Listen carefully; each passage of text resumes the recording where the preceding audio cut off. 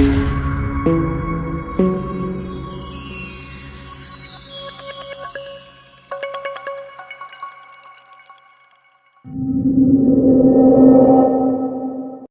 علیکم. میرے چینل سچی کہانیاں میں آپ سب کو بہت بہت ویلکم. امید کرتی ہوں کہ آپ کو میری آج کی کہانی بہت پسند آئے گی. لیکن اس سے پہلے کہ میں کہانی شروع کروں، آپ سے ایک درخواست ہے کہ آپ میرے چینل کو لائک کیجیے، سبسکرائب لازمی کیجیے، اور ہاں، اگر میری کہانیاں آپ کو اچھی لگتی ہیں تو بیل آئیکن کو کلک کیجیے تاکہ آپ کو اس طرح کی دلچسپ اور خوفناک کہانیاں سننے کو ملتی رہیں. تو چلیں شروع کرتے ہیں آج کی ایک خوفناک سی کہانی. وہ ایک ٹھٹھرتی ہوئی شام تھی. میں خالہ نصیبن کا بہت دیر سے پیچھا کر رہا تھا، جو مجھے سارے شہر میں گھماتی پھر رہی تھی. اگرچہ خالہ نصیبن لوگوں کے خیال میں پاگل ہو چکی تھی، مگر خدا جانے کیوں میرا دل یہ بات ماننے کو تیار نہیں ہوتا تھا، کیونکہ وہ اکثر اتنے پتے کی باتیں کہہ جاتی تھیں کہ عقل دنگ رہ جاتی تھی. دوسرے لوگ تو ہنس کر ٹال دیتے یا ان کو پاگل پن پر افسوس کرتے، مگر میں سنجیدگی سے سوچتا اور فائدہ اٹھاتا. یہی وجہ ہے کہ وہ مجھ سے بہت محبت کرتی تھی. ایک دن میں کام سے بازار کی طرف جا رہا تھا. تھوڑی دور ہی گیا تھا کہ سامنے سے ایک جنازہ آتا ہوا دکھائی دیا. میں خاموشی سے ایک طرف ہو گیا. جنازہ گزر جانے کے بعد میں نے اچانک پیچھے کی طرف دیکھا. جنازہ نامعلوم کیوں بیچ سڑک پر روک لیا گیا. میں نے سوچا کہ چلو چل کر دیکھنا چاہیے کہ بات کیا ہے. میں جب وہاں پہنچا تو وہاں خالہ نصیبن کو کھڑے دیکھا، جو بچوں کی طرح میت کا منہ دیکھنے کو مچل رہی تھی. آخر کسی نے کہا کہ بھئی دکھا دو منہ، جانے بیچاری کس دکھ میں پاگل ہوئی ہے. آخر میت کا منہ کھول دیا گیا. اف خدایا! جس نے بھی دیکھا کانپ کر رہ گیا اور توبہ توبہ کرتا پیچھے ہٹتا چلا گیا. میت کا چہرہ بری طرح بگڑ گیا تھا. آنکھیں خوفناک حد تک باہر آ گئی تھیں. زبان دانتوں کے اندر پھنسی ہوئی تھی، آدھی باہر لٹک رہی تھی. میرے جسم میں خوف کی ایک سرد لہر دوڑ گئی. میں ہٹنے ہی والا تھا کہ خالہ نصیبن آپ بڑبڑائیں. ہاں تو یہ بات ہے. میں جان گئی. خلق خدا پر اتنا بڑا ظلم. تو آج رات. یہ الفاظ دھیمے لہجے میں ان کے منہ سے نکلے تھے، مگر میں نے نزدیک ہونے کی وجہ سے سن لیے. لوگ جنازہ اٹھا کر آگے بڑھ گئے. خالہ کے بے ربط سے جملے میرے کانوں میں گونجتے رہے، اور انہی جملوں کا راز جاننے کے لیے میں خالہ کا پیچھا کر رہا تھا. شاید آج رات خالہ کچھ کرنے کا ارادہ رکھتی تھی. شام ڈھلے میں نے انہیں ڈھونڈ لیا اور اب وہ مجھے اپنے پیچھے لگائے سارے شہر میں گھما رہی تھی، جیسے انہیں علم ہو گیا ہو اور مجھے تھکا دینا چاہتی ہوں کہ آپ ہی تنگ آ کر لوٹ جائے گا. مگر میں تو ان کے جملوں کا راز جاننے کے لیے بے چین تھا. اچانک خالہ میری طرف مڑی اور میں ان کو مڑتا دیکھ کر جلدی سے خود بھی مڑ گیا. اب حالت یہ تھی کہ میں ان کے آگے تھا اور وہ میرے پیچھے. میں کچھ دور بے تعلقی سے اسی انداز میں چلتا رہا اور پھر پیچھے کی طرف دیکھا کہ خالہ اور کسی طرف نہ نکل گئی ہوں، لیکن میں ٹھٹک کر رہ گیا. خالہ مجھ سے ایک قدم پیچھے کھڑی ہوئیں، عجیب انداز میں کھلکھلا کر ہنس رہی تھی. کہنے لگی، آج شاید زیادہ ہی کھانا کھا لیا ہے ہمارے بیٹے نے، تبھی تو سارے شہر کا چکر لگاتا پھر رہا ہے. میں کسیانی ہنسی ہنسنے لگا اور کہنے لگا، ایسی کوئی بات نہیں خالہ، بس گھر میں دل نہیں لگا، گھومنے نکل آیا. تم مل گئی. خالہ پھر ہنسنے لگی اور پھر ڈانٹنے کے انداز میں بولی، جھوٹ نہیں بولا کرتے، اور پھر اپنی خالہ ہی کے منہ پر جھوٹ بول رہا ہے. میں سب جانتی ہوں. میں نے حیرت زدہ ہوتے ہوئے کہا، خالہ نہ جانے تم کیا سوچ رہی ہو، مجھے نہیں معلوم کہ آخر تم کیا جانتی ہو. وہ بولی، آ میرے ساتھ آ، تجھے بتاؤں. خبردار زبان بند رکھنا.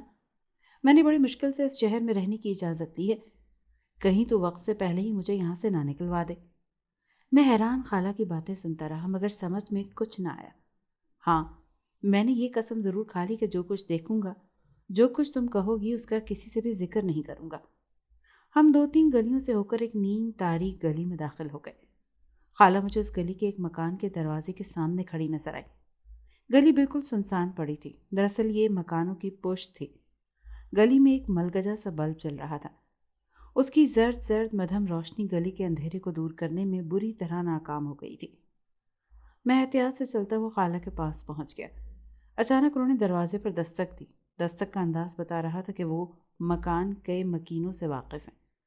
پھر بھی کئی سوال میرے ذہن میں گردش کر رہے تھے. اچانک دروازہ کھل گیا۔ اندر تاریکی ہی تاریکی تھی۔ خالہ جلدی سے اندر چلی گئی، میں بھی ان کے پیچھے اندر چلا گیا۔ میرے اندر داخل ہوتے ہی دروازہ بند ہو گیا۔ میں نے آنکھیں پھاڑ کر دروازہ بند کرنے والے کو دیکھنے کی کوشش کی، مگر مجھے کچھ بھی نظر نہیں آ سکا۔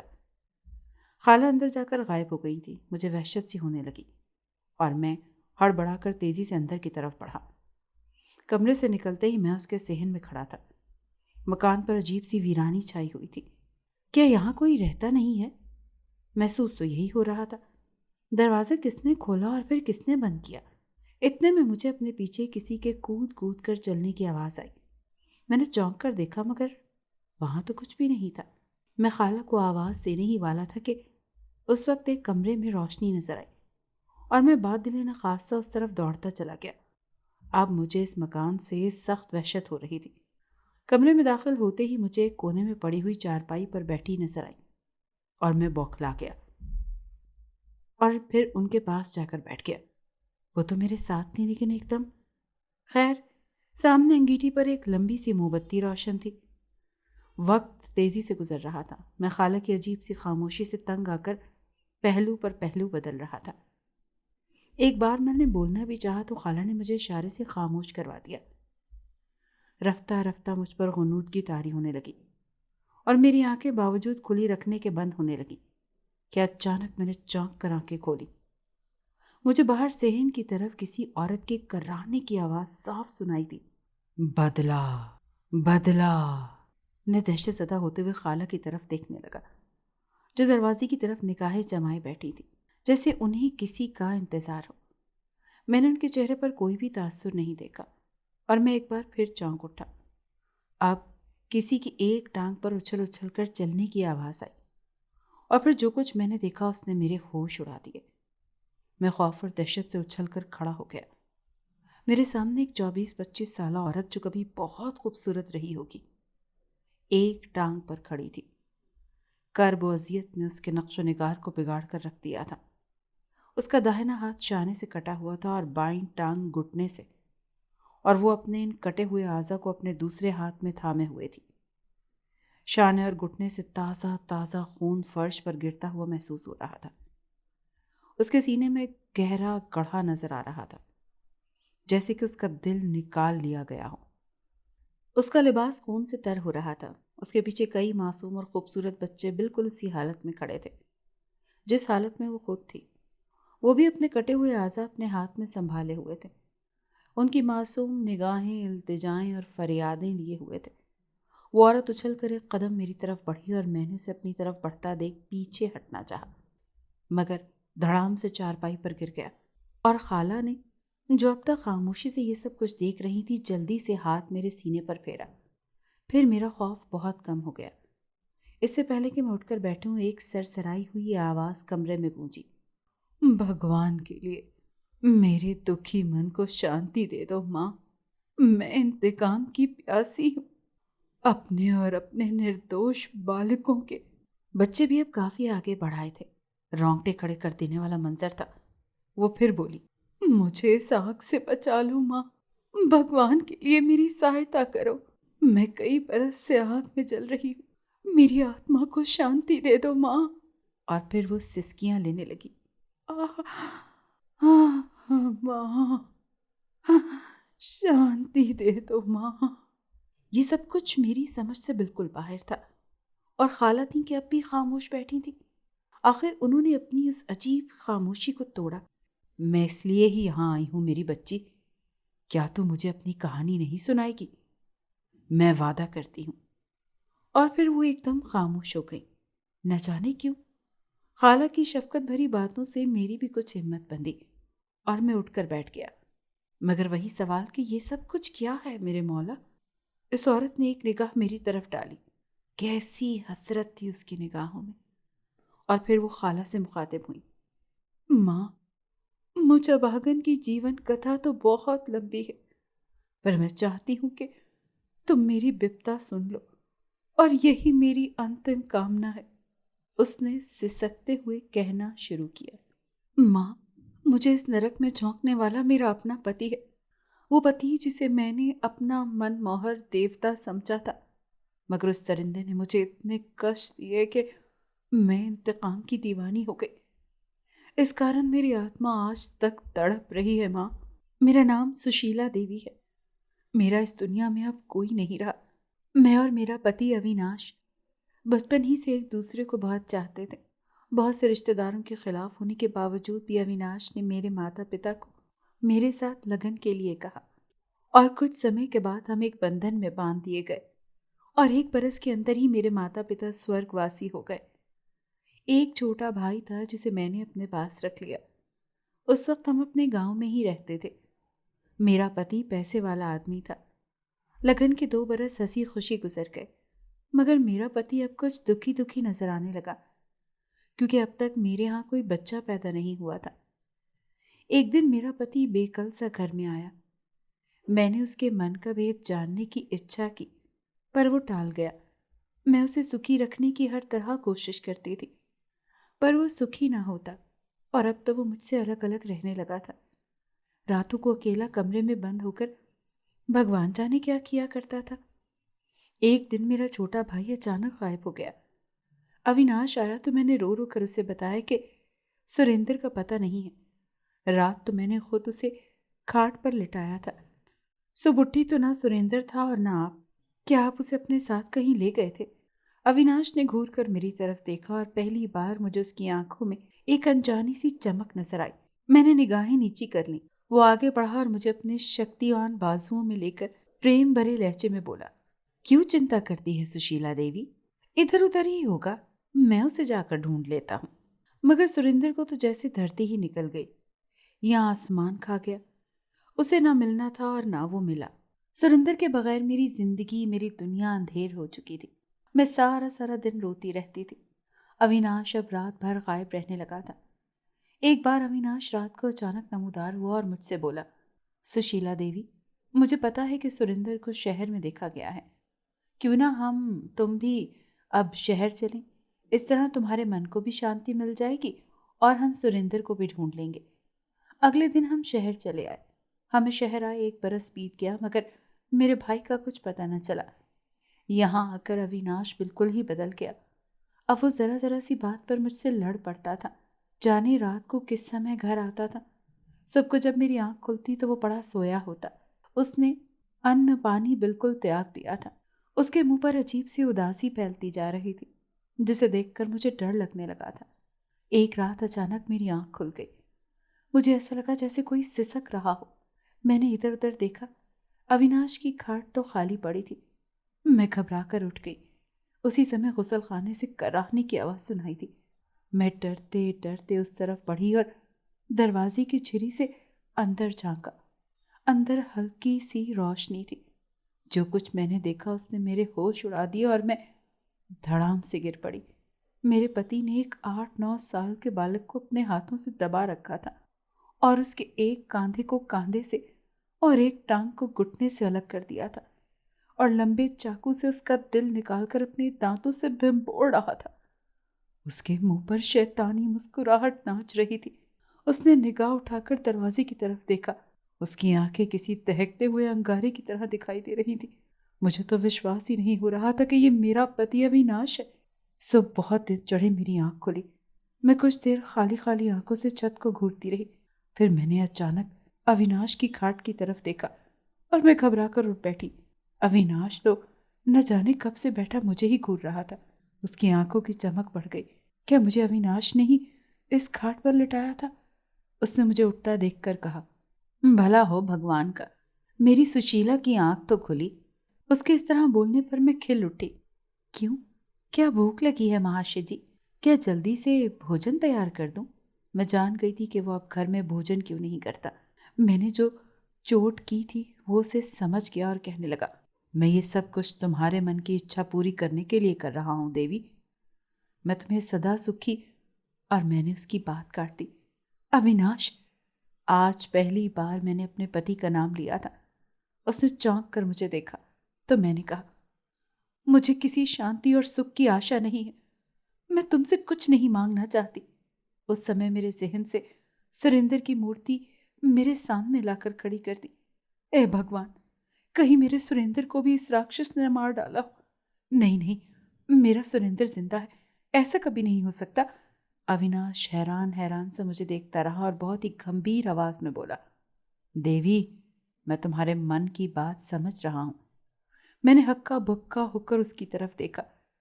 اس کے منہ پر وہی پراسرار مسکراہٹ تھی۔ وہ اٹھ کر میرے قریب آ گیا۔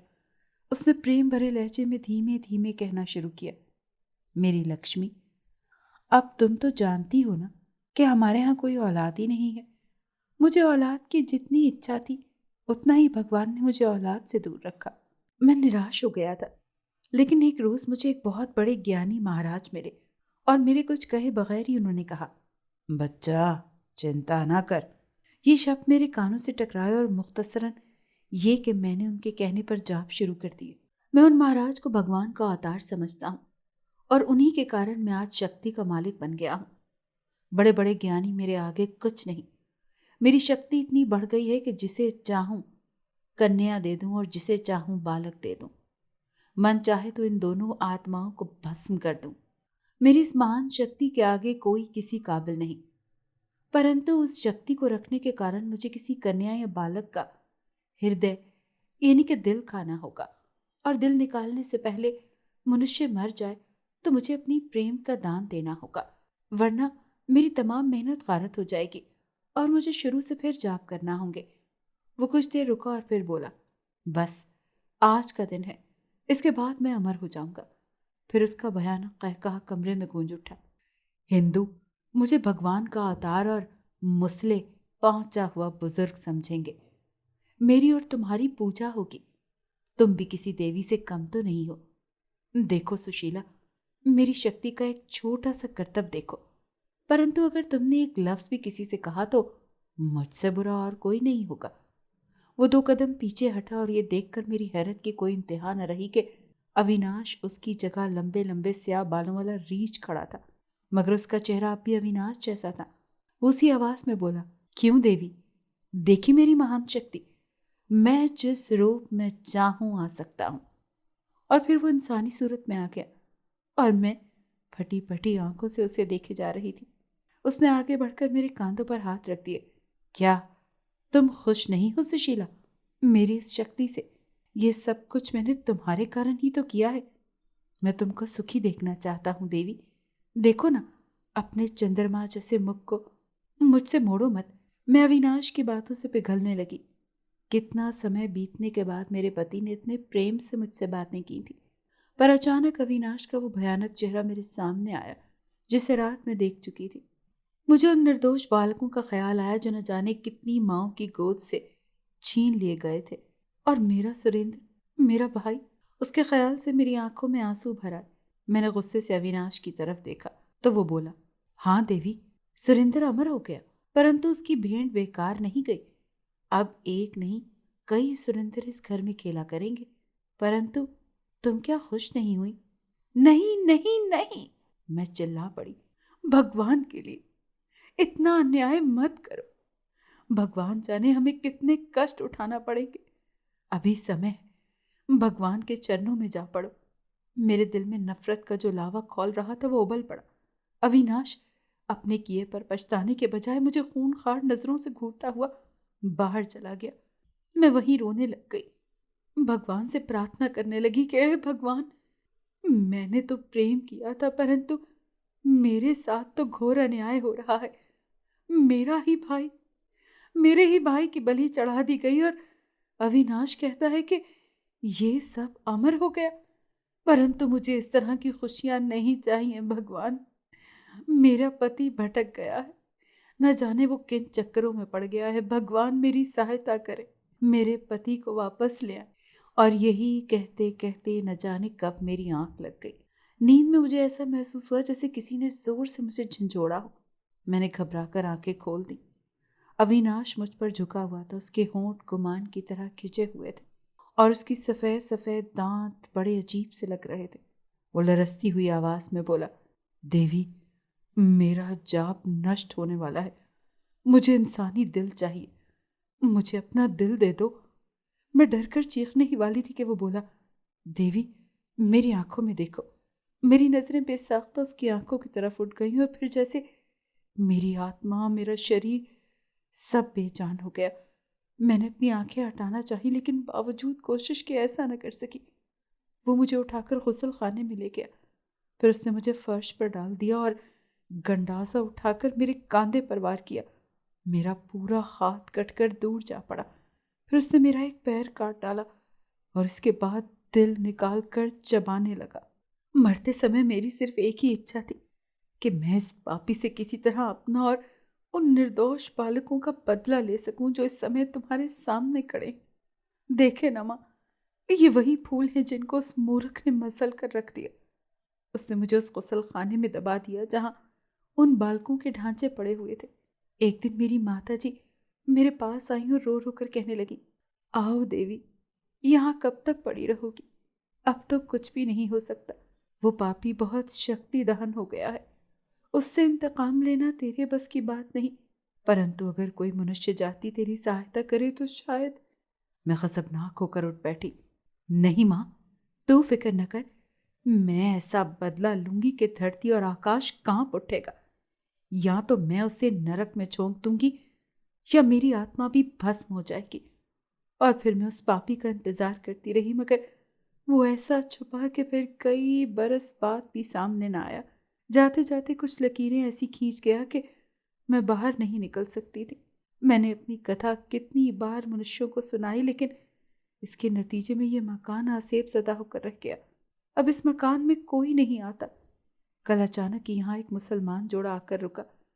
میری کچھ آس بندھی۔ یہ نواب تھا جو اپنی پتنی کے ساتھ سیر کرنے اس شہر میں آیا تھا۔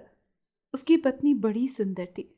اسے دیکھ کر مجھے ترس آ گیا، کہیں میری کتھا سن کر یہ لوگ ڈر نہ جائیں۔ لیکن پھر انتقام کی آگ نے مجھے بے کل کر دیا تو میں مجبور ہو کر نواب کے سامنے آ گئی۔ نواب نے مجھے دیکھا اور بھیانک چیخ مار کر گر پڑا۔ اس کا ہارٹ فیل ہو گیا۔ مجھے اس کی پتنی کا رونا نہیں دیکھا گیا۔ پھر لوگ اسے بھی لے گئے۔ میں پھر مایوس ہو گئی۔ ماں میری مدد کرو۔ میں یہ سوچ رہا تھا کہ کیا وہ جنازہ نواب ہی کا تھا جسے خالہ نے رکوا کر اس کا منہ دیکھنے کی خواہش کی تھی۔ اس وقت اس نے ایک بچے کے سر پر ہاتھ پھیرا تھا۔ ماں جی، یہ میرا سریندر واقعی اس سے مشابہت رکھتا تھا۔ میرا سریندر ہی اس مورخ پاپی کا پہلا شکار تھا ماں جی۔ بھگوان کے لیے کچھ کرو ماں جی۔ وہ اپنی کتھا کہہ کر خاموش ہو گئی تھی اور میں ظلم اور بربریت کی یہ انوکھی داستان سن کر تڑپ گیا۔ مجھے ایسا محسوس ہو رہا تھا جیسے وہ میری اپنی بہن ہے۔ میرے دل میں اس کے لیے ہمدردی کے جذبات ابھر رہے تھے۔ میری آنکھوں سے 2 آنسو ڈھلک گئے۔ اچانک مجھے وہ خبریں یاد آئیں جن میں شہر سے بچوں کے اغوا ہو جانے کا ذکر تھا۔ تو کیا یہ کام اسی اویناش کا تھا؟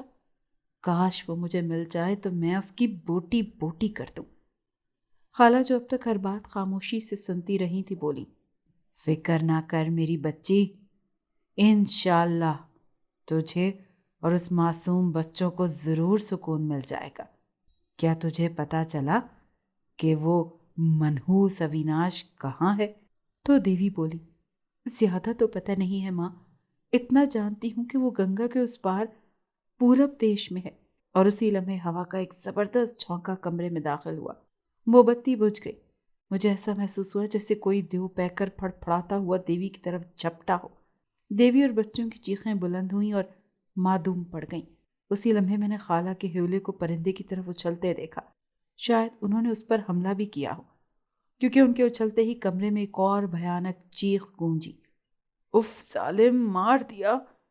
اور پھر پروں کی پھڑ پھڑاہٹ کی آواز تیزی کے ساتھ دور ہوتی چلی گئی۔ خالہ نصیباً چلائیں، اس سے پہلے کہ تو میرا لگا ہوا زخم چاٹ چاٹ کر بھرے، میں تیرا سر تن سے جدا کر دوں گی۔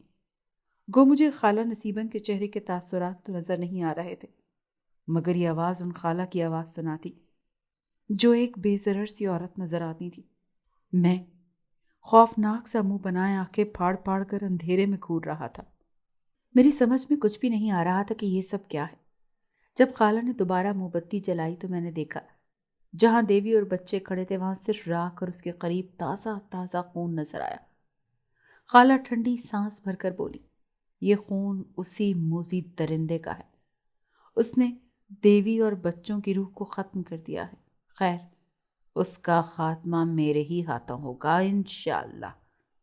مجھے ان کی آنکھوں میں دیکھتے ہوئے ڈر محسوس ہو رہا تھا۔ آنکھیں انگاروں کی طرح دہکتی ہوئی محسوس ہو رہی تھی۔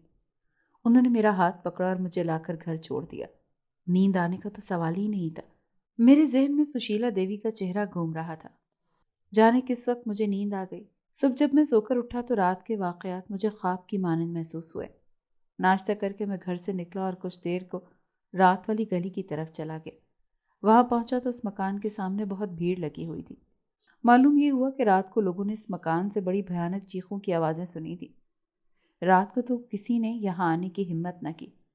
لوگوں کا خیال یہ تھا کہ یقیناً کوئی چور رات کو مکان میں داخل ہوا ہوگا اور مکان کے بھوت نے اسے پکڑ لیا ہوگا، لیکن مکان کے اندر داخل ہونے پر کچھ بھی برآمد نہ ہوا۔ 2 ماہ بعد جب مالک مکان نے اس مکان کو گروایا اور غسل خانے کا فرش کھدوایا تو نیچے سے کئی بچوں کے ٹوٹے پھوٹے ڈھانچے اور ایک بڑا ڈھانچہ برآمد ہوا تھا۔ اس شام ہمارے ہاں والد صاحب کے ایک دوست عنایت اللہ خان صاحب قیام پذیر تھے۔ دھان پان سے آدمی تھے، لیکن بولتے تو ایسا لگتا جیسے لڑ رہے ہوں۔ وہ ہمارے شہر سے 40-45 میل دور تھے۔ سوامی گاؤں میں رہتے تھے۔ پہلے تو وہ ہمارے شہر میں ہی رہتے تھے، مگر پتہ نہیں کیوں چلے گئے تھے۔ باتوں باتوں میں انہوں نے والد صاحب سے کہا، بھائی تمہیں معلوم ہے جب میں پچھلے سال آیا تھا تو ایک فقیر کا ذکر تم سے کیا تھا، مگر اس وقت حالات کچھ اور تھے، مگر اس سال کچھ عجیب عجیب واقعات رونما ہو رہے ہیں۔ میں تو یہ سمجھتا ہوں کہ ہمارے گاؤں پر جو مصیبتیں آئی ہیں وہ اسی مجاور کے بچے کی وجہ سے آئی ہوئی ہیں، مگر میری بات کوئی مانتا ہی نہیں۔ چچا عنایت کی اتنی بات سے میں کچھ کھٹکا۔ میں نے جلدی سے کہا، چچا میاں مجھے ذرا پوری بات سنائیے، کیونکہ چچا عنایت کی باتوں سے میرا دھیان فوری سشیلا دیوی کی طرف گیا۔ میرے شک کی دوسری وجہ یہ تھی کہ گنگا ہمارے شہر سے کوئی 6 میل دوری پر بہتا تھا اور چچا کا گاؤں گنگا کے اس طرف تھا، اور یہ وہی مقام تھا جس کا دیوی نے ذکر کیا تھا۔ چچا نے میرا کچھ اشتیاق دیکھ کر ایک بھی سانس نہیں لی اور بولے، بیٹا قصہ دراصل یہ ہے کہ اب سے کوئی 1.5 سال پیشتر ہمارے گاؤں میں 2 فرلانگ دور ایک میدان سا تھا۔ یہ کسی کی بھی ملکیت نہ تھا۔ کسی کاشتکار نے وہاں 8 گز لمبی قبر دیکھی۔ وہ چیختا ہوا بھاگا۔ تھوڑی دیر میں سارے گاؤں والے قبر کے پاس جمع ہو گئے، لیکن آس پاس کے کسی گاؤں میں 8 فٹ لمبا تو کوئی شخص رہتا ہی نہیں تھا جس کی موت کے بعد اتنی لمبی قبر تیار کی جاتی۔ اور تم تو جانتے ہو کہ گاؤں والے کس قدر وہمی ہوتے ہیں۔ کسی کو ہمت نہ ہوئی کہ قبر کو کھود کر دیکھتا۔ تھوڑے دن تو یہ قبر موضوع بنی رہی، پھر لوگوں نے توجہ دینی چھوڑ دی۔ 6 ماہ بعد اچانک سے وہاں ایک خوفناک سی شکل کا لمبا تڑنگا آدمی آدم کا اور کسی سے کچھ کہے سنے بغیر قبر کی دیکھ بھال میں لگ گیا۔ اب قبر کے چاروں طرف کچی دیوار کا احاطہ بن گیا ہے اور اس میں سبزہ لہلہانے لگا۔ گاؤں کے منچلے نوجوانوں نے اسے کھانے پینے کا ایک ڈھنگ سمجھ کر قبر کو مسمار کرنے کا ایک منصوبہ بنایا، لیکن مجاور 24 گھنٹے قبر کی نگرانی کرتا تھا، اسی لیے انہیں موقع ہی نہ ملا۔ ہوتے ہوتے یہ خبر دور دور تک پھیل گئی اور توہم پرست لوگ چادریں چڑھانے اور منتیں مانگنے کے لیے وہاں آنے لگے۔ اور یہ حیرت انگیز بات تھی کہ وہ جو کہتا تھا لوگوں کے ہاں ہو بھی جاتا تھا۔ وہ بے اولاد جوڑوں کو اولاد بھی دیتا تھا۔ مجھے اس چیز سے بڑی حیرت ہوئی، مگر ان بچوں کو دیکھ کر عبرت ہوتی تھی۔ کسی کا ہاتھ غائب، کسی کی ٹانگ گھٹنے تک کٹی ہوئی اور آنکھیں پترائی ہوئی۔ ہو نہ ہو یہ درندہ ہے۔ مجھے تو بڑا عجیب لگتا ہے۔ میرا ذہن ایک دم کھٹکا اور میں چاچا کی بات سن کر ایک دم کھڑا ہو گیا۔ یقیناً یہ وہی اویناش ہے، میں نے سوچا۔ چچا میرے خیالات سے بے خبر اپنی باتیں کہے جا رہے تھے۔ 1 سال تک تو خیر معاملہ ٹھیک رہا، لیکن پھر گاؤں کے چھوٹے چھوٹے بچے غائب ہونا شروع ہو گئے۔ گاؤں والے روٹتے پیٹتے مجاور کے پاس گئے۔ اس نے انہیں تسلی دے کر واپس کر دیا۔ تیسرے روز تمام گزشتہ بچے ایک ایک کر کے واپس آ گئے، مگر اس حالت میں کہ جیسے چلتی پھرتی لاشیں ہوں، کفن کی طرح سفید۔ اب نہ کچھ کھاتے پیتے تھے، نہ کھیل کود میں حصہ لیتے تھے۔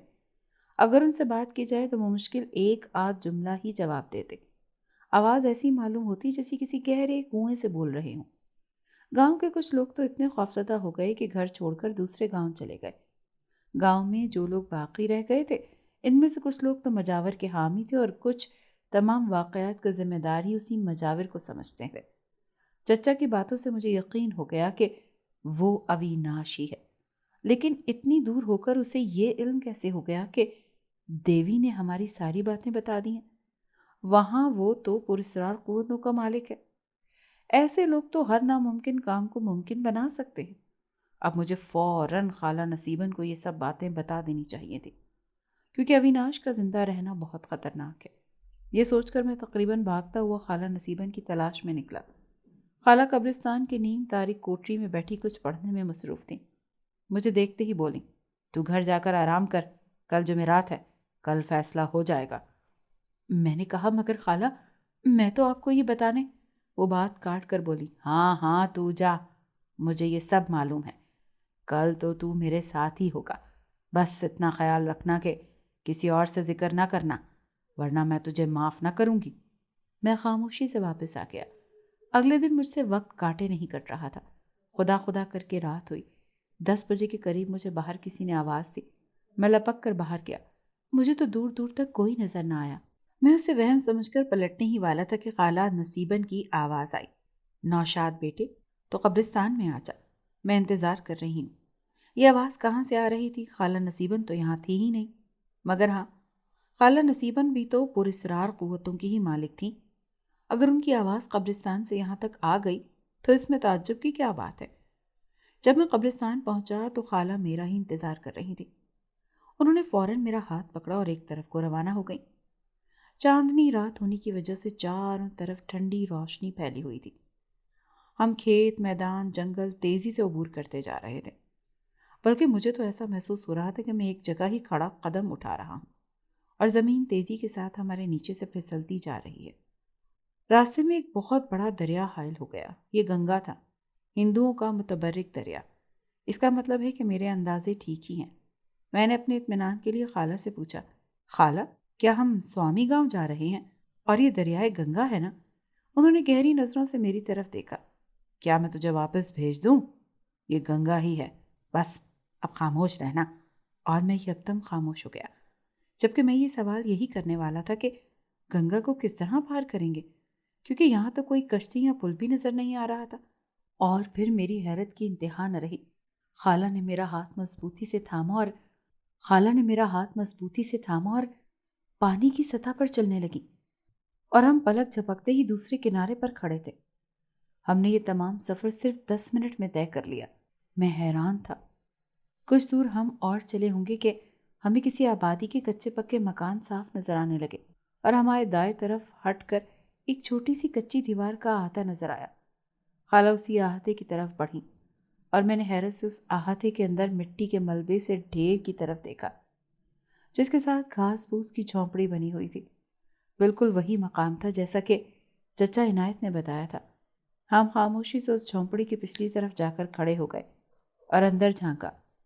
دیے کی زرد زرد کمزور سی روشنی نے جھونپڑی کے ماحول کو بہت ہی پراسرار سا بنا رکھا تھا۔ ایک طرف کونے میں ایک لمبا تڑنگا خون خوار شکل کا انسان تھا، جس کی آنکھیں خون کی طرح سرخ ہو رہی تھیں۔ وہ بیٹھا ہوا اپنی کسی زبان میں کسی درندے کی طرح اپنی ٹانگ پر لگے ہوئے زخم کو چاٹ رہا تھا۔ ایسا لگ رہا تھا جیسے کسی نے اس کی پنڈلی پر بڑے اطمینان سے چاقو سے لمبا سا زخم کر ڈالا ہو، لیکن جب بھی وہ اپنی زبان زخم پر لگاتا تو اسی لمحے اس کا بدن کانپ کر رہ جاتا، اور پھر وہ آپ ہی آپ قرایا، بڑھیا تو نے جو زخم مجھے لگایا ہے اس کے بدلے میں تمام دنیا کو لاشوں میں تبدیل کر دوں گا، دیکھنا۔ اس کا بھیانک انداز خاموش فضا کو لرزا کر چلا گیا۔ لاشیں، میری تابع لاشیں، فرما بردار لاشیں، او لاشیں۔ میں تو حیران رہ گیا۔ تو کیا یہی اس سشیلا دیوی کا بد کردار شوہر تھا؟ کیا یہی وہ موذی درندہ ہے جس نے نامعلوم کتنے بے گناہ اور معصوم زندگیوں کو اپنی بری خواہشوں کی بھیٹ چڑھا دیا؟ اور اچانک خالہ نے میرا ہاتھ دبا دیا، جس کا مطلب میں یہ سمجھا کہ وہ اس بات میں جواب دے رہی ہیں۔ اچانک اس دیونما انسان نے منہ اٹھا کر کتے کی طرح فضا کو سونگنا چاہا اور چوکنے انداز میں ادھر ادھر دیکھنے لگا۔ دشمن، دشمن، دشمن، اس کے منہ سے نکلا اور جلدی سے لنگڑاتا ہوا جھونپڑی سے باہر آ گیا۔ اس کے باہر نکلنے سے پہلے ہی خالہ نے کچھ پڑھ کر اپنے اور میرے اوپر پھونک دیا۔ اویناش کچھ دیر کھڑا ادھر ادھر دیکھتا رہا۔ لیکن خدا جانے اسے ہم نظر کیوں نہیں آ رہے تھے، جبکہ کئی مرتبہ اس نے ہماری طرف دیکھا بھی تھا۔ پھر وہ اپنے آپ سے بولا، کمال ہے، ہاں کمال ہے، کیا میرا علم مجھے دھوکہ بھی دے سکتا ہے؟ ہاں ہاں، ہوگا کوئی معمولی سا، میں خطروں سے نہیں ڈرتا۔ پھر اس نے طویل انگڑائی لی۔ اوہ مجھے پیاس لگی ہے، خون، تازہ تازہ خون، صاف خون، دل دل جوان دل، آ رہا ہوں میرے بچوں، آ رہا ہوں، تمہیں ہمیشہ کی زندگی دینے آ رہا ہوں۔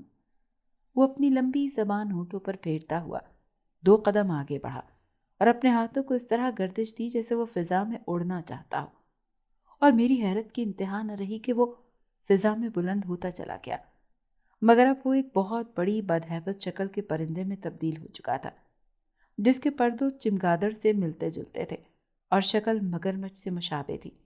اس کا رخ دریا کی طرف تھا اور پھر دیکھتے ہی دیکھتے وہ ہماری نظروں سے اوجھل ہو گیا۔ شاید آج پھر کسی بدنصیب ماں کی گود خالی ہونے والی تھی۔ میں نے اضطراری حالت میں خالہ کو دیکھا جو اب تک خاموش تھی۔ انہوں نے میری نگاہوں کا مفہوم سمجھ لیا اور مجھے خاموش رہنے کا اشارہ کیا۔ چند ہی لمحوں میں ہمارے چاروں طرف ہلکی ہلکی آہٹوں کا ہمیں احساس ہوا۔ خالہ نے اور میں نے ادھر ادھر دیکھا اور میں چونک پڑا۔ احاطے کی کچی دیوار سے ایک سر نمودار ہوا جو آہستہ آہستہ اوپر اٹھتا جا رہا تھا، اور اب وہاں مکمل آدمی کھڑا تھا، اور اس نے اپنا ایک ہاتھ میں پھاوڑا اور دوسرے ہاتھ میں شاید کلہاڑی رکھی ہوئی تھی۔ میں نے گھوم کر دوسری طرف دیکھا، وہاں پہ ایک آدمی کھڑا تھا۔ پھر تو چاروں طرف سے 4 آدمی اندر آ گئے، چوکنے انداز میں جھونپڑی کی طرف بڑھے، اور جب ان کو یقین ہو گیا کہ جھونپڑی خالی ہے تو جلدی سے قبر پر چڑھ دوڑے۔ انہوں نے جیسے ہی قبر کو کھودنے کے لیے پھاوڑے چلائے، اسی لمحے ان 4 آدمیوں کی بھیانک چیخیں فضا میں گونج کر رہ گئی، اور پھر تو جس کا منہ جدھر کو ہوا بھاگ کھڑا ہوا۔ وہ بھاگتے جاتے اور چلاتے جاتے۔ میں خود ان کی چیخیں سن کر اپنی جگہ اچھل کر کھڑا ہو گیا۔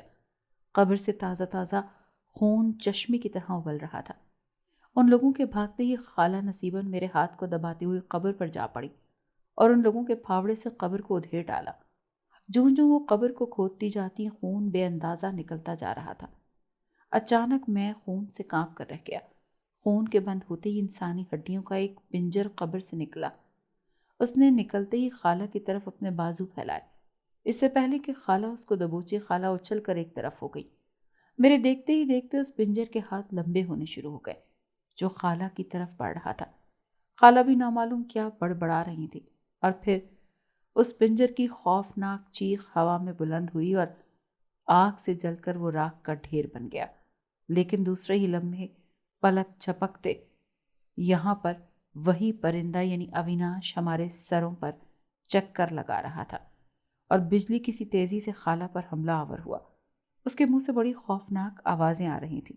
خالہ نصیباً بڑے اطمینان سے اس پرندے کو گھور رہی تھی، کیونکہ خالہ نے اس پر پڑھ کے کچھ پھونکا اور وہ تھپ سے زمین پر تڑپ رہا تھا۔ خدا جانے میری آنکھیں یہ سب کیا دیکھ رہی تھی۔ میرے دیکھتے ہی دیکھتے اویناش آنکھیں پھاڑے اپنا سر جھٹک رہا تھا۔ اسی لمحے اویناش کا بھیانک قہقہا گونجا، ہو ہو بڑھیا،